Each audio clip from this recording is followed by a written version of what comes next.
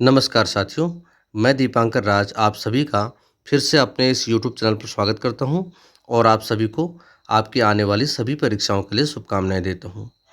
आज का जो ये वीडियो मैं आपके सामने लेकर आया हूं, ये बहुत महत्वपूर्ण आपके लिए होने वाला है।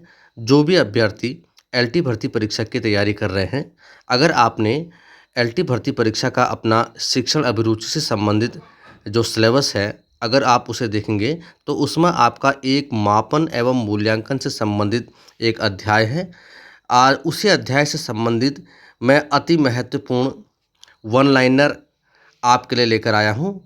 आप इन वन लाइनर्स को अगर आप इनका अध्ययन अगर एक बार कर लेंगे तो आपके इससे 2 या 3 प्रश्न अवश्य आपके पेपर में आएंगे, ठीक है। और ये जो सीरीज़ मैं आपके सामने लेकर आया हूँ, ये मैं वन लाइनर के फॉर्म में मैंने आपके लिए मैंने ये कलेक्ट की है, ताकि आपको रिवीजन में कम समय लगे और आपके दिमाग में बिल्कुल कंठस्थ भी आपको हो जाए, ठीक है। तो अधिक समय ना वेस्ट करते हुए हम इसकी शुरुआत करते हैं, आगे चलते हैं। हाँ, तो हम इस वीडियो में जो मापन एवं मूल्यांकन से संबंधित जो शीर्षक आपके सिलेबस में है, उससे संबंधित वन लाइनर्स का इसमें अध्ययन करेंगे। तो मापन एवं मूल्यांकन के अति महत्वपूर्ण वन लाइनर्स, ठीक है। और इस इन्हीं वन लाइनर्स का हम इस वीडियो में अध्ययन करेंगे, ठीक है। देखिए, ये जो बिंदु हैं वन लाइनर्स के फॉर्म में हैं और बहुत महत्वपूर्ण हैं। आपकी परीक्षा में इससे संबंधित प्रश्न अवश्य पूछ जाएंगे, तो आप इस वीडियो को शुरू से अंत तक देखिए। आपको ये पॉइंट बिल्कुल कंठस्थ हो जाएंगे, ठीक है। और जिन लोगों ने मेरा चैनल सब्सक्राइब नहीं किया, वो प्लीज़ मेरे चैनल को सब्सक्राइब कर लें, क्योंकि एलटी भर्ती परीक्षा से संबंधित मैं आगे भी बहुत सारी सामग्री मैं अपलोड करूँगा, जो कि आपके लिए बिल्कुल फ़ायदेमंद होगी, ठीक है। तो मैं इसकी शुरुआत करता हूँ। मूल्यांकन के बारे में आज हम महत्वपूर्ण बिंदुओं पर चर्चा करेंगे, ठीक है। तो पहला बिंदु है, मूल्यांकन किन 2 शब्दों से मिलकर बना है? तो ये बना है मूल्य और अंकन से, ठीक है। मूल्यांकन मूल्य और अंकन शब्दों से मिलकर बना है। अगला पॉइंट, मूल्यांकन के कितने प्रकार होते हैं? तो मूल्यांकन के 3 प्रकार होते हैं, लिखित, मौखिक और साक्षात्कार। मूल्यांकन के 3 प्रकार होते हैं, लिखित, मौखिक और साक्षात्कार। अगला प्रश्न देखते हैं, मापन के कितने स्तर होते हैं? तो मापन के 4 स्तर होते हैं, नामित, क्रमित, आंतरिक और अनुपातिक, ठीक है। मापन के 4 स्तर होते हैं, नामित, क्रमित, आंतरिक और अनुपातिक। अगला प्रश्न देखते हैं, मापन किस प्रकार की प्रक्रिया है? तो मापन नियमानुसार अंक प्रदान करने की प्रक्रिया है, ठीक है। मापन नियमानुसार अंक प्रदान करने की प्रक्रिया है। अगला पॉइंट देखते हैं, अगला प्रश्न देखते हैं हम, मूल्यांकन का संबंध किससे होता है? तो मूल्यांकन का संबंध होता है अभिगमन से, ठीक है। अगला प्रश्न देखते हैं, मापन के स्तर किसने बतलाए हैं? ठीक है। तो मापन के जो स्तर बतलाए थे वो एसएस स्टीवेंस ने बताए थे, ठीक है। एसएस स्टीवेंस, ठीक है। मापन के स्तर बतलाए थे एसएस स्टीवेंस ने। अगला पॉइंट, मूल्यांकन का क्षेत्र कैसा होता है? तो मूल्यांकन का क्षेत्र होता है व्यापक, व्यापक क्षेत्र होता है मूल्यांकन का। अगला प्रश्न देखते हैं, मानसिक मापन शब्द किसने प्रयोग किया? तो मानसिक मापन शब्द प्रयोग किया था कैटल ने, ठीक है। अगला पॉइंट देखते हैं, मापन की कोई 2 विशेषता बतलाइए। तो मापन की 2 विशेषताएं हैं, वस्तुनिष्ठ और वैध। ये वस्तुनिष्ठ होते हैं और वैध होते हैं। अगला प्रश्न देखते हैं, उद्देश्य केंद्रित शिक्षा किसका लक्ष्य है? तो ये मूल्यांकन का लक्ष्य है। मूल्यांकन का लक्ष्य है उद्देश्य केंद्रित शिक्षा। तो उद्देश्य केंद्रित शिक्षा किसका लक्ष्य है? मूल्यांकन का। अगला पॉइंट देखते हैं, अगला बिंदु है, चर कितने प्रकार के होते हैं? तो ये होते हैं 2 प्रकार के, गुणात्मक और मात्रात्मक, ठीक है। चर कितने प्रकार के होते हैं? गुणात्मक और मात्रात्मक, 2 प्रकार के। आगे चलते हैं, अगला बिंदु देखते हैं। अगला प्रश्न है, मूल्यांकन में किसका अध्ययन किया जाता है? तो मूल्यांकन में अध्ययन किया जाता है शिक्षक एवं छात्र दोनों का, ठीक है। शिक्षक एवं छात्र दोनों का अध्ययन मूल्यांकन में किया जाता है। अगला प्रश्न, मात्रात्मक चर कितने प्रकार के होते हैं? तो मात्रात्मक चर दो प्रकार के होते हैं, सतत एवं असतत। मात्रात्मक चर दो प्रकार के होते हैं, सतत एवं असतत। अगला पॉइंट देखते हैं,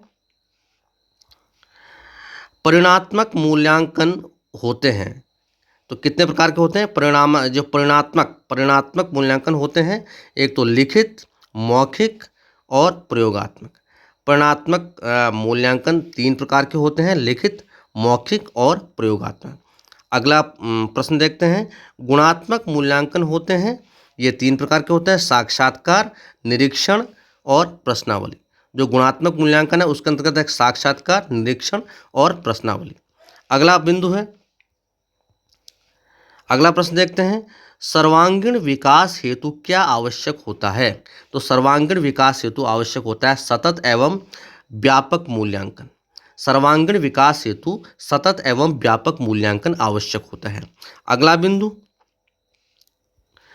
मापन द्वारा किन बातों की जांच की जाती है? ठीक है, मापन द्वारा किन बातों की जांच की जाती है? तो ये की जाती है रुचि की जांच की जाती है, प्रकृति की जांच की जाती है, चिंतन, कल्पना, प्रवृत्ति। तो मापन द्वारा रुचि, प्रकृति, चिंतन, कल्पना और प्रवृत्ति की जांच की जाती है। ठीक है, अगला बिंदु देखते हैं, किसी गुण या विशेषता को गणितीय इकाई में व्यक्त करना क्या कहलाता है? तो ये कहलाता है मापन। यानी किसी गुण या विशेषता को गणितीय इकाई में व्यक्त करना क्या कहलाता है? ये मापन कहलाता है। अगला बिंदु, मूल्यांकन प्रक्रिया के कितने अंग होते हैं? तो ये 3 अंग होते हैं। अगला बिंदु देखते हैं, अगला बिंदु है, मूल्यांकन किस प्रकार की प्रक्रिया है? तो मूल्यांकन है निर्णयात्मक। ठीक है, तो निर्णयात्मक प्रक्रिया है मूल्यांकन। अगला बिंदु, उपचारात्मक शिक्षा का उद्देश्य होता है, ये उद्देश्य होता है विद्यार्थियों की कमजोरियों में सुधार करना।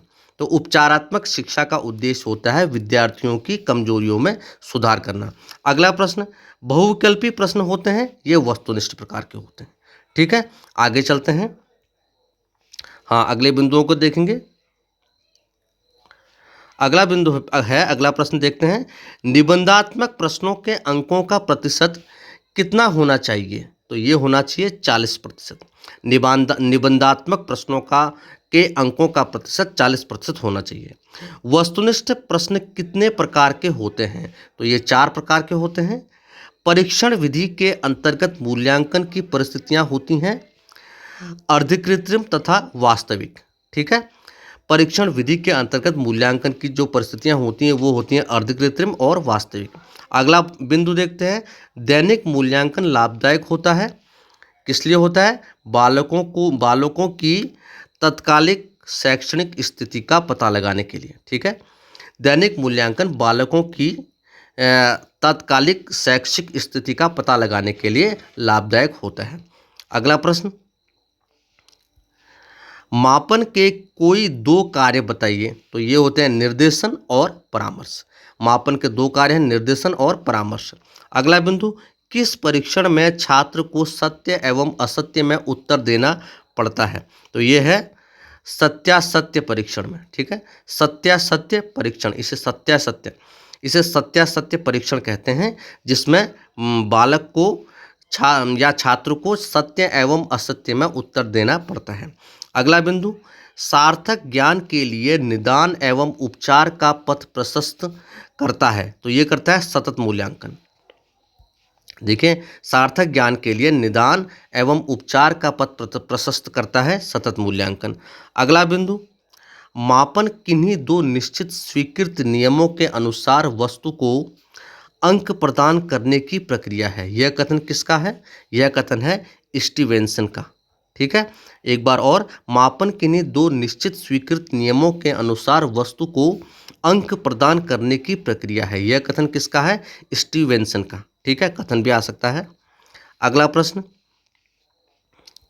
प्रश्न है, क्रियात्मक धन का लक्ष्य है सामान्य ज्ञान की खोज, विशिष्ट ज्ञान की खोज, नवीन शैक्षणिक ज्ञान की खोज। ठीक है, तो क्रियात्मक धन का लक्ष्य है सामान्य ज्ञान की खोज, विशिष्ट ज्ञान की खोज, नवीन शैक्षणिक ज्ञान की खोज। अगला प्रश्न, वस्तुनिष्ठ प्रश्न होने चाहिए 20 अंक के। ठीक है, वस्तुनिष्ठ प्रश्न 20 अंक के होने चाहिए। अगला प्रश्न, निबंधात्मक प्रश्नों की संख्या होनी चाहिए 5 होनी चाहिए। ठीक है, आगे चलते हैं। हाँ, अब अगले प्रश्नों को देखेंगे। आजकल परीक्षाओं में सबसे अधिक किस प्रकार के प्रश्न पूछे जाते हैं? तो ये लघु उत्तरी एवं वस्तुनिष्ठ। ठीक है, तो आजकल की परीक्षाओं में लघु उत्तरी और वस्तुनिष्ठ प्रकार के प्रश्न अधिक पूछे जाते हैं, जबकि निबंधात्मक या दीर्घ उत्तरी कम पूछे जाते हैं। अगला प्रश्न, अध्यापक निर्मित परीक्षण की विशेषता है क्या है? किसी प्रकार के मानक होना अनिवार्य नहीं है। ठीक है, तो अध्यापक निर्मित परीक्षण में किसी प्रकार के मानक होना अनिवार्य नहीं है। अगला प्रश्न, मूल्यांकन की क्रियात्मक पक्ष में सम्मिलित है, यह है समायोजन। ठीक है, मूल्यांकन के क्रियात्मक पक्ष में सम्मिलित है समायोजन। अगला प्रश्न, सतत मूल्यांकन का क्षेत्र होता है व्यापक क्षेत्र होता है। अगला बिंदु देखेंगे, जिसके द्वारा व्यक्ति की विभिन्न योग्यताओं का मापन। देखिए, विभिन्न नहीं है, जिसके द्वारा व्यक्ति की विभिन्न योग्यताओं का मापन, उसके दायित्व या विषयों का अध्ययन किया जाता है, यह क्या कहलाता है? वह यह कहलाता है मूल्यांकन। ठीक है, यहाँ पर ये बा भी गलत छपा है। तो जिसके द्वारा व्यक्ति की विभिन्न योग्यताओं का मापन, उसके दायित्व विषयों का अध्ययन किया जाता है, यह क्या कहलाता है? मूल्यांकन कहलाता है। अगला प्रश्न, मूल्यांकन की प्रशासनिक आवश्यकता किस कारण होती है? तो ये होती है शैक्षणिक स्तर की जांच करने के लिए। ठीक है, तो मूल्यांकन की जो प्रशासनिक आवश्यकता है वो शैक्षणिक स्तर की जांच करने के लिए होती है। अगला प्रश्न, किसके अनुसार शैक्षणिक मूल्यांकन की प्रक्रिया चतुर्मुखी है? तो यह है डॉक्टर पटेल के अनुसार। ठीक है, डॉक्टर पटेल के अनुसार। ठीक है, तो डॉक्टर पटेल के अनुसार शैक्षणिक मूल्यांकन की प्रक्रिया चतुर्मुखी है, ये कथन आ सकता है। ठीक है, अगला बिंदु देखते हैं, शैक्षणिक मापन के कितने स्तर होते हैं? ये 4 स्तर होते हैं, शाब्दिक, क्रिमित, अंतराल और अनुपात। ठीक है, शाब्दिक, क्रिमित, अंतराल और अनुपात। अगला बिंदु देखेंगे, मूल्यांकन के क्षेत्र में छात्र के व्यक्तित्व के कौन कौन से अंग आते हैं? तो मूल्यांकन के क्षेत्र में छात्र के व्यक्तित्व के अंग आते हैं ज्ञान, कुशलताएं, रुचियां, योग्यता, बुद्धि। मूल्यांकन के क्षेत्र में छात्र के व्यक्तित्व के कौन कौन से अंग आते हैं? ज्ञान, कुशलताएं, रुचियां, योग्यताएं, बुद्धि। अगला बिंदु, मूल्यांकन का क्रियात्मक पक्ष क्या होता है? यह होता है स्वाभाविकरण करना। ठीक है, तो मूल्यांकन का जो क्रियात्मक पक्ष होता है वो होता है स्वाभाविकरण करना। ठीक है, आगे चलते हैं, अगले बिंदुओं को देखेंगे हम। हाँ हाँ, अगला पॉइंट है मापन मूल्यांकन का वह भाग है जो बालक की शैक्षणिक योग्यता को प्रतिशत में अंकों में प्रदर्शित करता है। क्या कहलाता है? यह शैक्षणिक मापन। ठीक है, मापन मूल्यांकन का वह भाग है जो बालक की शैक्षणिक योग्यता को प्रतिशत में अंकों में प्रदर्शित करता है, यह क्या कहलाता है? शैक्षणिक मापन। अगला प्रश्न, एक अच्छे परीक्षण का मुख्य गुण क्या होता है? यह होता है अच्छा परीक्षण संप्रयोजन उद्देश्यपूर्ण होता है। ठीक है, अच्छा परीक्षण संप्रयोजन उद्देश्यपूर्ण होता है। अगला प्रश्न, छात्रों के शैक्षणिक कौशल की जांच प्रतिमाह या तिथिवार करना क्या कहलाता है? तो यह सतत मूल्यांकन है। बहुत महत्वपूर्ण ये कि छात्रों का शैक्षणिक कौशल की जांच प्रतिमाह या तिथिवार करना क्या कहलाता है? यह सतत मूल्यांकन कहलाता है। अगला पॉइंट है सतत मूल्यांकन किस प्रकार की प्रक्रिया होती है? तो ये होती है निरंतर चलने वाली प्रक्रिया।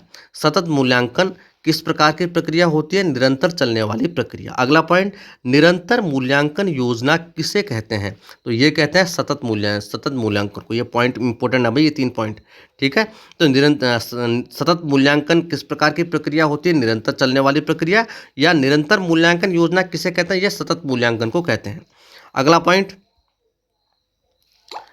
पॉइंट है सतत मूल्यांकन की विधियों का नाम बताइए। तो ये है मासिक, मासिक परीक्षा, सेमेस्टर परीक्षा और सत्र परीक्षा। ठीक है, तो सतत मूल्यांकन की विधियों के नाम बताइए। सतत मूल्यांकन की विधियां है मासिक परीक्षा, सेमेस्टर परीक्षा और सत्र परीक्षा, ये महत्वपूर्ण है। अगला पॉइंट, किसी वस्तु के भाव को ग्रहण करने की योग्यता है ये बोध। ठीक है, किसी वस्तु के भाव को ग्रहण करने की योग्यता है बोध। अगला पॉइंट, वस्तुनिष्ठ परीक्षण की कोई एक विशेषता बताइए। इसमें ऐसे प्रश्न होते हैं जिनकी उत्तर निश्चित व संक्षिप्त होते हैं। ठीक है, तो वस्तुनिष्ठ परीक्षण की विशेषता है, इसमें ऐसे प्रश्न होते हैं जिनकी उत्तर निश्चित व संक्षिप्त होते हैं। अगला पॉइंट, उत्तम परीक्षण की विशेषता होती है वैधता, विश्वसनीयता। तो उत्तम परीक्षण की विशेषता है वैधता और विशेषता, वैधता और विश्वसनीयता, सॉरी। ठीक है, तो उत्तम परीक्षण की विशेषता है वैधता और विश्वसनीयता। अगला पॉइंट, जब परीक्षण करने से बार बार एक जैसा ही परिणाम आए तो इसे क्या कहते हैं? तो इसे कहते हैं विश्वसनीयता। यह पॉइंट महत्वपूर्ण है। जब परीक्षण करने से बार बार एक जैसा ही परिणाम आए तो इसे क्या कहते हैं? इसे कहते हैं विश्वसनीयता। अगला पॉइंट, औसत वृद्धि, यह औसत होना चाहिए। ठीक है, औसत वृद्धि, औसत बुद्धि स्तर के छात्रों की बुद्धि लब्धि कितनी होती है? तो ये होती है 90 से 110। ठीक है, तो औसत है, ये औसत है। तो औसत बुद्धि स्तर के छात्रों की बुद्धि लब्धि कितनी होती है? ये 90 से 110 के बीच में होती है। ठीक है, ये भी महत्वपूर्ण है। आगे चलते हैं। हाँ, कुछ और बिंदुओं को देखते हैं। अगला पॉइंट, कक्षागत समस्या का समाधान किसके द्वारा किया जाता है? ये किया जाता है क्रियात्मक अनुसंधान द्वारा। कक्षागत समस्या का समाधान क्रियात्मक अनुसंधान द्वारा किया जाता है। अगला पॉइंट, वस्तुनिष्ठ परीक्षा की विशेषता है विश्वसनीयता, वैधता और वस्तुनिष्ठता। ठीक है, तो वस्तुनिष्ठ परीक्षा की विशेषता है विश्वसनीयता, वैधता और वस्तुनिष्ठता। अगला प्रश्न, आप औपचारिक शिक्षण की विधि है अनुवर्ग शिक्षण, स्वामित्व, अधिगम। ठीक है, तो औपचारिक शिक्षण की विधि है अनुवर्ग शिक्षण और स्वामित्व, अधिगम। अगला पॉइंट, मूल्यांकन द्वारा पता चलता है छात्रों के व्यवहार परिवर्तन का। ठीक है, तो मूल्यांकन द्वारा छात्रों के व्यवहार परिवर्तन का पता चलता है। ठीक है, अगला प्रश्न, विकासात्मक प्रश्न पूछे जाते हैं प्रस्तुतिकरण में। ठीक है, तो प्रस्तुतिकरण में विकासात्मक प्रश्न पूछे जाते हैं। अगला पॉइंट, मूल्यांकन की प्रक्रिया छात्रों को क्या देती है? श्रेष्ठ कार्य करने की प्रेरणा। ठीक है, तो मूल्यांकन की जो प्रक्रिया है छात्रों को श्रेष्ठ कार्य करने की प्रेरणा देती है। अगला पॉइंट, निबंधात्मक परीक्षा की विशेषता होती है उपयोगिता। ठीक है, तो निबंधात्मक प्रश्नों की विशेषता होती है उपयोगिता।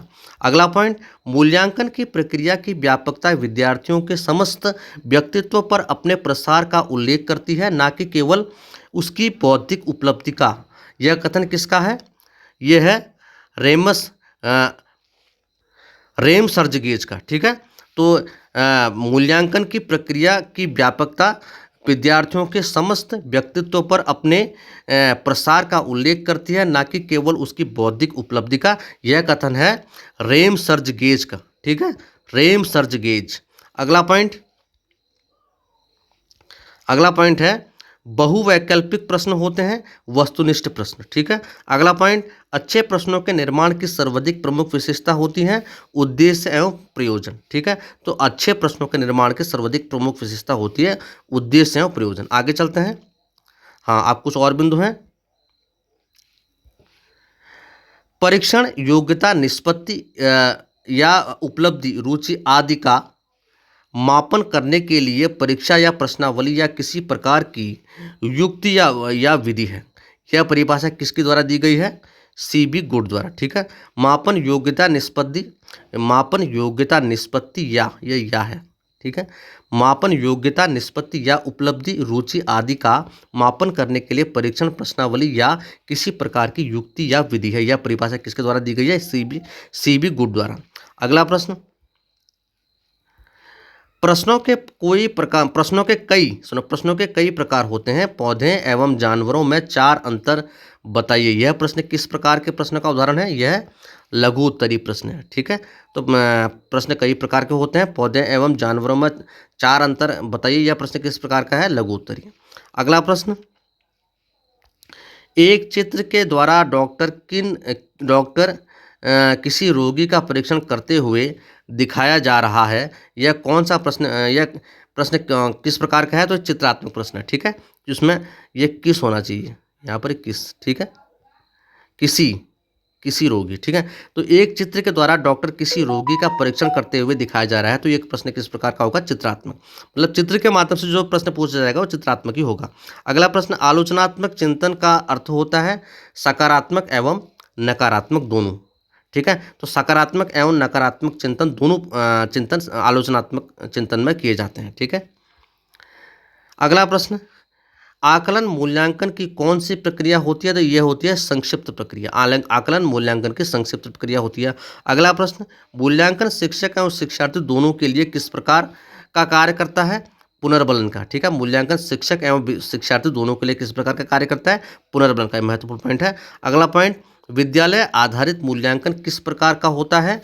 यह बहुआयामी होता है, ठीक है। विद्यालय आधारित मूल्यांकन किस प्रकार का होता है? बहुआयामी होता है। अगला पॉइंट, अधिगम में आकलन किस लिए आवश्यक होता है?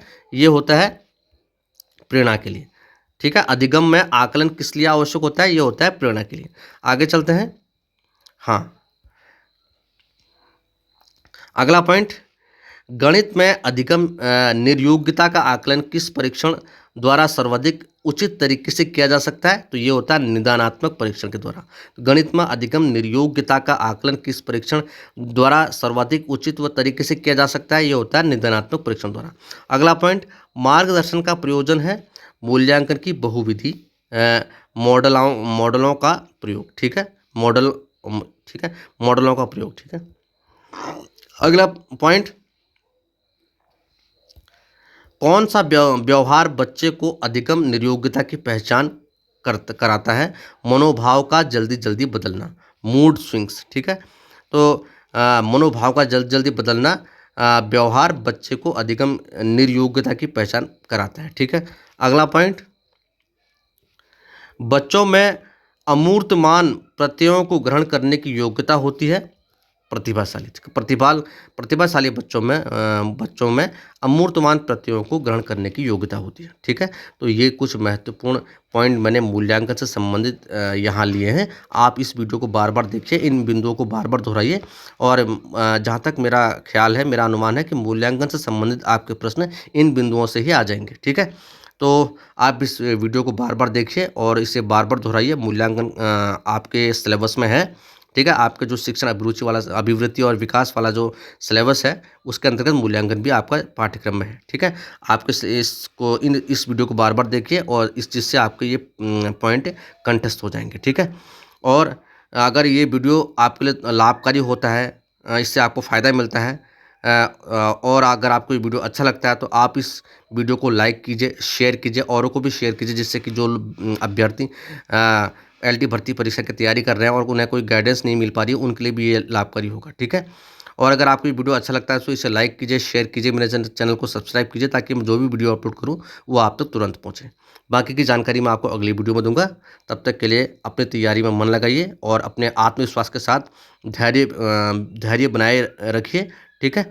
और अपनी तैयारी को बिल्कुल जारी रखिए, ठीक है। बाकी की जानकारी अगली वीडियो में। तब तक के लिए खुश रहिए, मुस्कुराते रहिए और अपने प्रयास को जारी रखिए, ठीक है। बाकी की जानकारी अगली वीडियो में। नमस्कार।